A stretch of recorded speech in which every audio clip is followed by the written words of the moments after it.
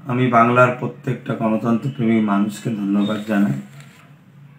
সাথে সাথে ধন্যবাদ জানাই রাজ্যের তৃতীয়বার যিনি মুখ্যমন্ত্রী হয়েছেন মমতা ব্যানার্জিকে। মানুষের রায়কে ধন্যবাদ জানিয়ে মানুষ তেনাকে পছন্দ করেছেন। অতএব আমরা চেয়েছিলাম যে এমন একটা বাংলা, যে বাংলায় শিক্ষা, স্বাস্থ্য, কর্মসংস্থান, মানুষ হয়তো আমাদের উপরে বিশ্বাস না করে মমতা ব্যানার্জির উপর বিশ্বাস রেখেছেন, আস্থা রেখেছেন। তাই মানুষের বিশ্বাসকে আমরা ধন্যবাদ জানাই এবং ভাঙড়বাসীকে বিশেষভাবে ধন্যবাদ জানাচ্ছি যে আইএসএফ প্রার্থী নওশাদ সিদ্দিকীকে তেনাদের মূল্যবান ভোটটা দিয়ে জিতানোর জন্য। পাশাপাশি সংযুক্ত মোর্চার প্রত্যেকটা প্রার্থীকে যে যেখানে যেভাবে ভোট দিয়েছেন প্রত্যেকটা ভোটারকে আমি ধন্যবাদ জানাচ্ছি।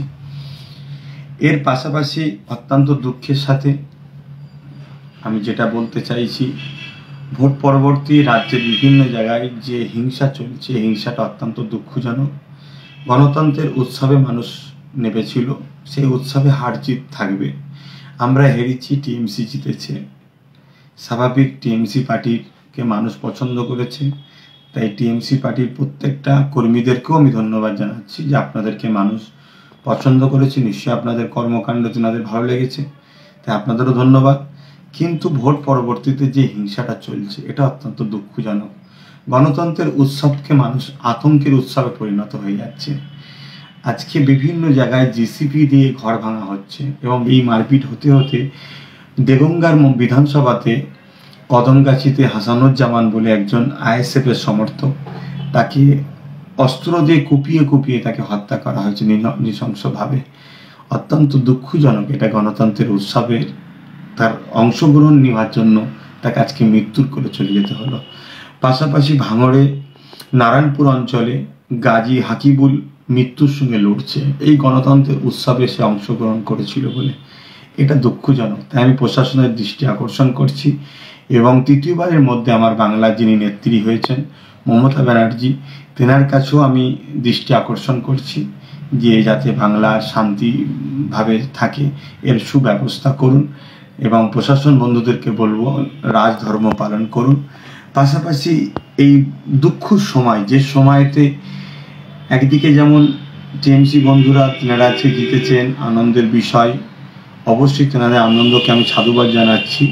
পাশাপাশি স্মরণ করে দিতে চাইছি যে এই করোনা মহামারী চলছে, যে মহামারীতে আজকে হসপিটালতে দাওয়াই থেকে শুরু করে, বেড থেকে শুরু করে, অক্সিজেন থেকে শুরু করে নানান সমস্যার সম্মুখীন হতে হচ্ছে মানুষ।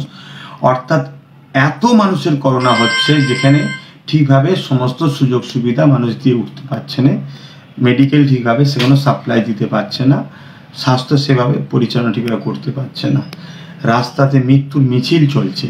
এরকম একটা সময়ে যেভাবে আজকে বাংলা জুড়ে গণতন্ত্র উৎসবের রেজাল্টের বাইর হওয়ার পরে যে প্রতিহিংসা চলছে, আমার বড় ভয় হচ্ছে মানুষ যদি এই প্রতিহিংসা অব্যাহত থাকেন, মানুষ নিজের যান বাঁচাবার জন্যে, তাহলে হয়তো সেই আন্দোলনের রাস্তা যদি বেছে নেয়, তারা যদি রোডে নেমে পড়ে, গণমিছিলে নেমে পড়ে, প্রতিরোধের গণতান্ত্রিক প্রক্রিয়া আন্দোলনে নেমে পড়ে, আমি আশঙ্কা বোধ করছি, ভয় হচ্ছে, তাহলে এই করোনা মহামারী আরও ভয়ানক রূপ ধারণ করবে, যেটা আমার বাংলার জন্য, আমার দেশের জন্য বড় ক্ষতি হবে। তাই সব দলের মানুষকে বলবো ধৈর্যের সাথে শান্তি বজায় রাখুন। হার জিত হতেই পারে। আপনারা জিতেছেন, আপনাদেরকে ধন্যবাদ জানাই। যারা হেরেছেন, গণতন্ত্রের মানুষের যে রায়, সেই রায়টাকে মাথা পেতে আপনাদেরও মেনে নেওয়া দরকার। তাই আপনারা উভয় শান্তিতে বসবাস করুন। সবাই তো আমরা দেশবাসী, সবাই তো আমরা পশ্চিমবাংলার নাগরিক, ভাই ভাই। একে অপরকে হিংসার সাথে মারপিট করা এটা গণতন্ত্রের উৎসবের বেখিলাফ। তাই আমি অনুরোধ করব আবার একবার প্রশাসন বন্ধুদের কাছে এবং রাজ্য সরকারের দৃষ্টি আকর্ষণ করব যে আপনাকে মানুষ বেছে নিয়েছে বাংলায় শান্তি বজায় রাখার জন্য। আপনার যেটা করা কর্তব্য সেটা আপনি করবেন, অবশ্যই করবেন আশা রাখছি। এবং প্রশাসন বন্ধুদের বলবো রাজধর্ম পালন করুন। সবাইকে আবার বলি শান্তি বজায় রাখুন, সবাই মিলেমিশে থাকুন। Banabithi picnic spot and resort শহরের কোলাহল ও ব্যস্ততার ঘেরাটোপ থেকে নিজেকে মুক্ত করতে চলে আসুন বনবিথী পিকনিক স্পট অ্যান্ড রিসর্টে। কলকাতা থেকে মাত্র 30 মিনিট দূরত্বে কোলাহলমুক্ত মনোরম পরিবেশে নিজের পরিবার, কোয়ার্কার, ক্লায়েন্ট মিটিং বা কয়েকদিনের ছোট্ট ট্রিপের জন্য চলে আসুন আমাদের রিসর্টে। আমাদের ঠিকানা জাগুলগাছি, ঘটকপুকুর, সোনারপুর রোড, ভাঙড়, দক্ষিণ 24 পরগনা। বিস্তারিত জানতে ফোন করুন 9732684321 অথবা 8918067831 নাম্বারে।